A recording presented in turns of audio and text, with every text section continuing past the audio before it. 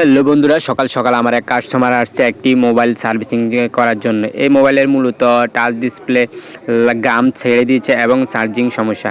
তাই তার বাসায় যে নারী আছে সে একটি চুলের ব্যান্ড মোবাইলে সেট আপ করে দিয়েছে, যাতে করে টাচ ডিসপ্লে একেবারে আলাদা না হয়ে যায়। একজন নারী পারে একজনের পুরুষের অনেক টাকা বাঁচিয়ে দিতে। সে বুদ্ধি করে যদি এই ব্যান্ডটি না লাগিয়ে দিত, হয়তো মোবাইলের ডিসপ্লেটি সম্পূর্ণই লাগানো লাগতো।